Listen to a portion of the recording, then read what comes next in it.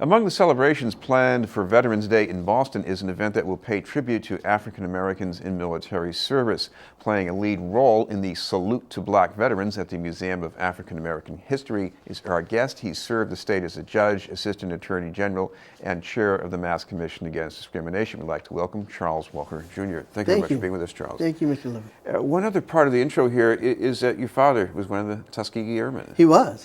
Class of 1944A. He was from Detroit, Jackson, Michigan, and he enlisted against the best wishes of his family and signed on and took the exam. And back then, blacks had to, as a result of the settlement between NAACP and the Department of Air Force, they said, well, okay, we'll have a separate Air Force, but your cadets have to graduate from college. And so he graduated from college. He was a music major, and he enlisted that way.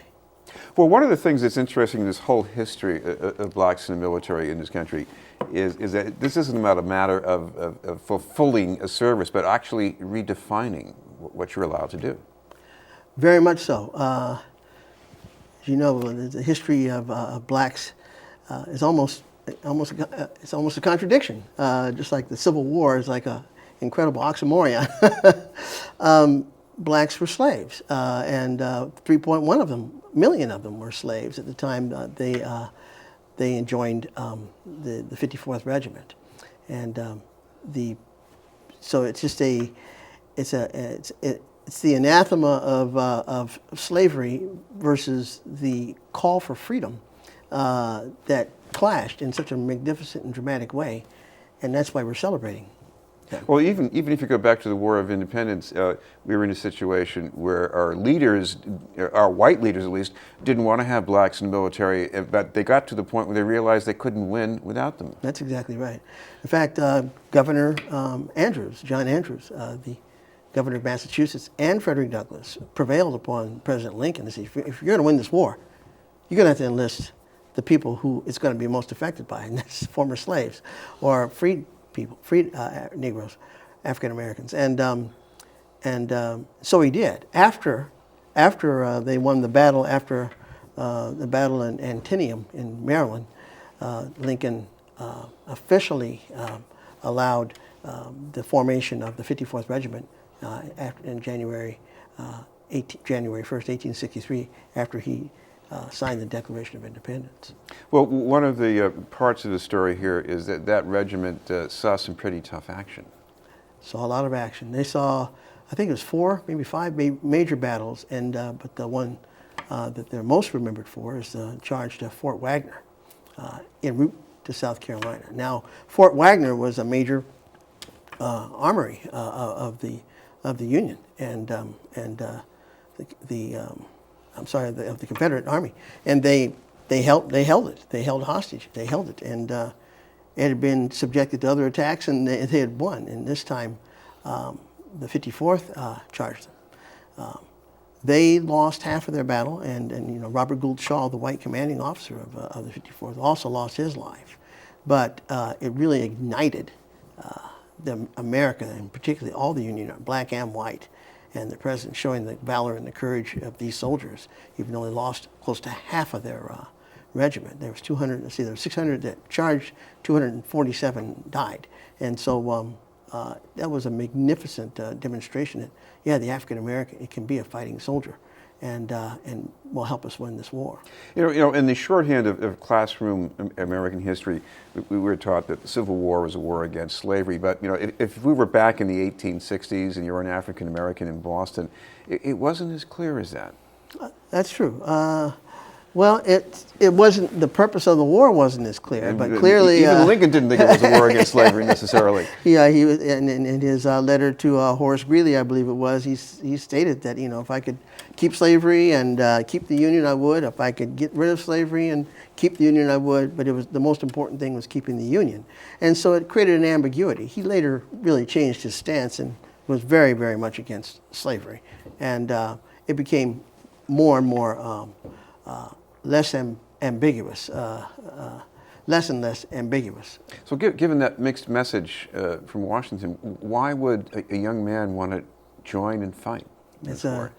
Well, it's when you're asking an African American And that's what makes it such a significant. Here they weren't even citizens. This is before the Civil War and before Reconstruction. There's no 13th or 14th or 15th Amendment. They weren't even citizens. They were still chattel. Why would they? Because they wanted to fight for this concept of freedom. They wanted to make this Declaration of Independence really breathe life into that thing and make it apply to them, I should say to us. And so why freedom? Those are the quick, and almost only necessary answers that I could even give you. Coming closer to your father's time, one of the other things that seems to be part of the story here is that what happens in the military influences the rest of society. And I guess that must have happened in your father's case. Yeah, and that was in the 40s. You're talking about a century later here, but or 90 years later, the African Americans entering World War II. One other thing, let me tell you, Chris, this is an interesting fact that I read in preparing for this. Did you know that the most integrated that the military was during the Revolutionary War? And then it took 175 years later to the Korean War before we had a military that was even remotely comparable to the integrated military that we had in the Revolutionary War. But getting back to the reason why they fought, it was in World War II. It was like this whole notion.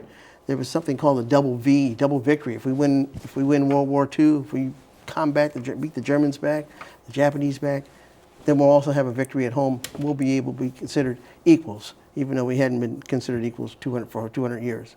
Well, we should mention that you have a ceremony coming up at the African Meeting House on Wednesday. So tell us a little bit about what that's going to be like.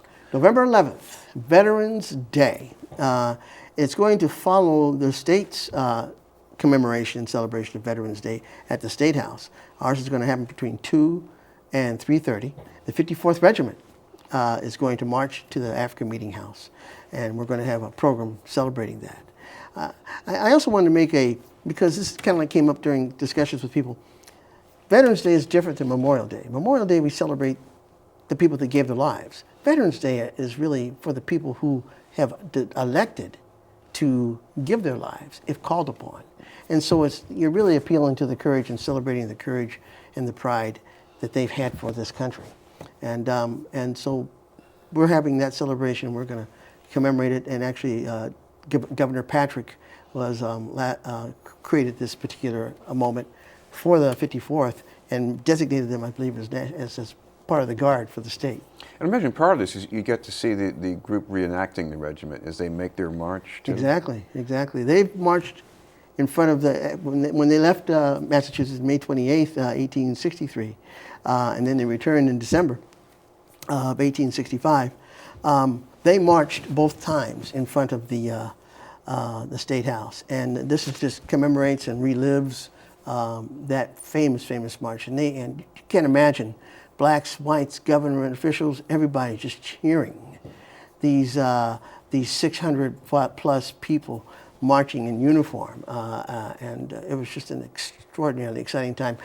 I wish we could capture it, but by wearing the same uniforms and listening to the same orders, I think we'll come close to it. We have the day and the sculpture. Thank you very much for being with us. Thank you for the honor of presenting it. Chuck Walker. Up ahead, we'll have sports with Pat Flaherty.